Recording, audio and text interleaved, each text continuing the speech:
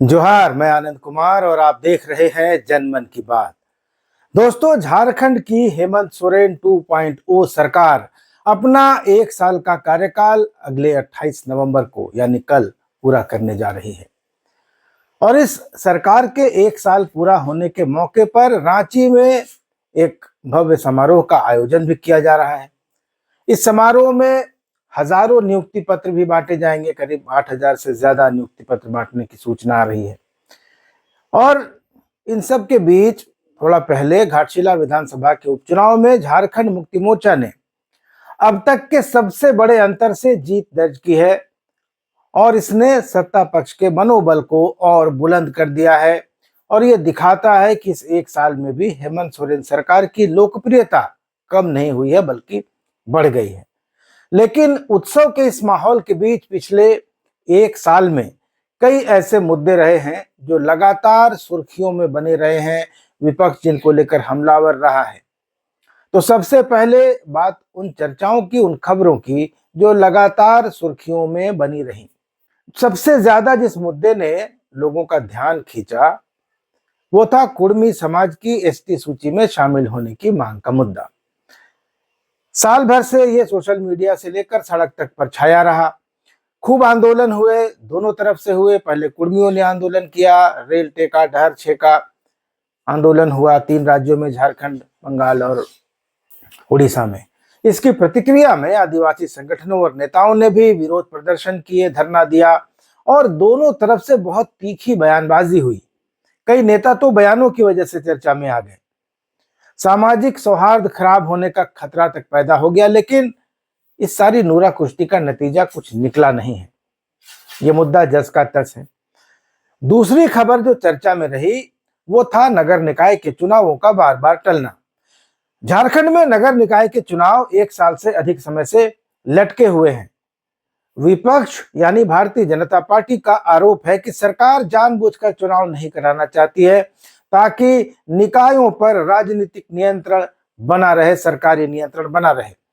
सरकार का जवाब है कि ओबीसी आरक्षण की कानूनी प्रक्रिया पूरी करना जरूरी है। ऐसा नहीं किया गया तो चुनाव के बाद यह मामला जाकर अदालत में फंस जाएगा। इस विवाद पर राजभवन तक को बयान देना पड़ा, जिससे यह मुद्दा और बड़ा हो गया। फिलहाल मामला कोर्ट में है और राज्य निर्वाचन आयोग के एक हलफनामे से ऐसा लग रहा है कि अगले साल 31 मार्च के पहले चुनाव हो जाएगा, क्योंकि कोर्ट ने अगली तारीख 30 मार्च 2026 की दी है। इसके अलावा रांची के नगड़ी में रिम्स 2 के लिए जमीन की घेराबंदी का विरोध और गोड्डा में सूर्या हांसदा का एनकाउंटर भी काफी चर्चा और काफी विवादों में रहा और विपक्ष इनको लेकर सत्ता पक्ष पर काफी हमलावर भी रहा। जहां तक छात्रों की बात है, पोस्ट मैट्रिक स्कॉलरशिप का भुगतान साल भर से रुका हुआ है। छात्र लगातार विरोध जता रहे हैं, अपनी बात रख रहे हैं और सोशल मीडिया पर ऐसे कई वीडियोस वायरल हो रहे हैं जिसमें कहा जा रहा है कि बच्चे फीस नहीं भर पाने के कारण कॉलेज छोड़ रहे हैं, उनकी पढ़ाई पर बुरा असर पड़ रहा है। और इन सब के बीच जेएसएससी सीजीएल पेपर लीक का मामला इस साल भी सुर्खियों में रहा है और इस विवाद ने भर्ती परीक्षाओं के प्रति युवाओं का भरोसा कमजोर किया है। विपक्ष जहां इस मामले को सत्ता संपोषित सेटिंग गेटिंग का मामला बता रहा है, वहीं सरकार ने एसआईटी बनाई इसकी जांच के लिए। जांच हुई है, मामला कोर्ट में है, लेकिन न्याय अभी कोसों दूर है और परीक्षाओं की शुचिता अभी भी संदेह के घेरे में है। तो इन सारे मुद्दों को विपक्ष ने यानी भाजपा ने हथियार बनाने की पूरी कोशिश की है, पर सत्ता पक्ष की कुर्सी पर कोई खरोच तक नहीं आई। इन सब के बीच जो लंबित मामले थे, 1932 का खतियान और सरना धर्म कोड, ये भी कहीं ना कहीं अटके हुए हैं। सरकार मजे से मजबूती में चल रही है। लेकिन अब बात उन कुछ बड़े मुद्दों की करते हैं जिन्होंने राजनीतिक रूप से ज्यादा हलचल पैदा की है और जिन पर अभी भी सबकी नजरें टिकी है। दोस्तों, बिहार विधानसभा चुनाव के दौरान इंडिया गठबंधन में सीट बंटवारे को लेकर झारखंड मुक्ति मोर्चा ने खुली नाराजगी जताई थी। उसको एक भी सीट नहीं मिली थी और जिस तरह की प्रतिक्रिया आ रही थी जेएमएम की तरफ से, उससे लग रहा था कि झारखंड में भी गठबंधन टूट जाएगा। झारखंड सरकार के मंत्री सुदीव्य कुमार सोनू और पार्टी के महासचिव यानी जेएमएम के महासचिव सुप्रियो भट्टाचार्य ने तो यहां तक कह दिया कि झारखंड में गठबंधन की समीक्षा होगी और एक बार नहीं कई कई बार उन्होंने इस बात को दोहराया। सुदीव्य कुमार सोनू ने तो ये भी कहा कि अपमान हुआ है और राजनीतिक धूर्तता की गई है जिसको बर्दाश्त नहीं करेंगे। और इसके बाद ये अटकलें लगाई जाने लगी थी कि राजद कोटे के मंत्री जो कि उद्योग, श्रम, नियोजन, प्रशिक्षण और कौशल विकास विभाग के मंत्री हैं, आरजेडी कोटे से संजय प्रसाद यादव, उनकी कुर्सी चली जाएगी। लेकिन बिहार चुनाव का नतीजा आए हुए भी एक पखवाड़ा बीत गया है और अब कोई समीक्षा की बात नहीं कर रहा है। तो ऐसा लग रहा है कि संजय यादव को साफ तौर पर अभय दान मिल गया है। उनकी कुर्सी को फिलहाल कोई खतरा नहीं है, उनके बॉडी लैंग्वेज से भी ऐसा लग रहा है।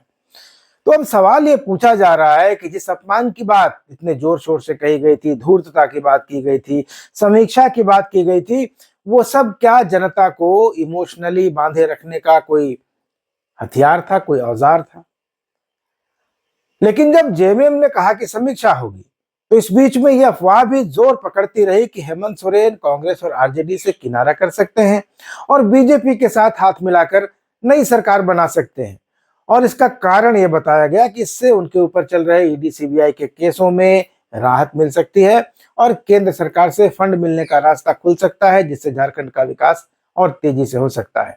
लेकिन अभी तक न तो जेएमएम और न बीजेपी की तरफ से ऐसा कोई संकेत मिला है।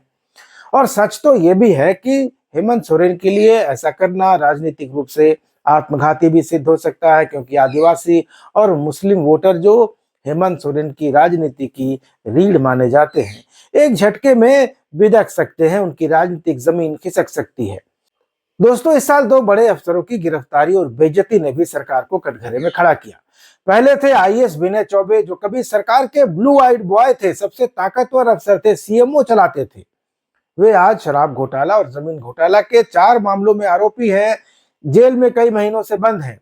और दूसरे अफसर हैं आईपीएस पूर्व डीजीपी अनुराग गुप्ता, जिन्हें केंद्र के खिलाफ जाकर सरकार ने डीजीपी बनाया था। पूरी केंद्र की सत्ता से एक तरह से झारखंड सरकार ने पंगा ले लिया था, उसके खिलाफ खड़ी हो गई थी और तमाम आपत्तियों के बावजूद उनको डीजीपी बनाया था। लेकिन 6-7 महीने के बाद अचानक रातों रात उनसे वीआरएस लिखवा लिया गया, उनको चलता कर दिया गया। अब अनुराग गुप्ता संगठित अपराध को संरक्षण देने और अवैध वसूली के गंभीर आरोपों में फंसे हैं। भाजपा के अध्यक्ष बाबूलाल मरांडी ने तो एनआईए जांच कराने के लिए चिट्ठी लिख दी है। दोस्तों, ये 2 उदाहरण बताते हैं कि सत्ता से निकटता और सत्ता की स्वामी भक्ति कितनी खतरनाक हो सकती है। लेकिन दोस्तों, सवाल अंत में वही पुराना है कि 1 साल में झारखंड के आम आदमी की जिंदगी में क्या कोई बदलाव आया है? बेरोजगारी जस की तस है, पलायन बदस्तूर जारी है, शिक्षा व्यवस्था लड़खड़ा रही है और स्वास्थ्य की व्यवस्था खुद वेंटिलेटर पर सांसें गिन रही है। हेमंत सोरेन की सरकार आपकी योजना, आपके द्वार, आपकी सरकार टाइप का लुभावना प्रोग्राम चला रही है, लेकिन हकीकत है कि लोग आज भी थानों के, ब्लॉक के और सचिवालय के चक्कर काट काट कर हलकान हैं।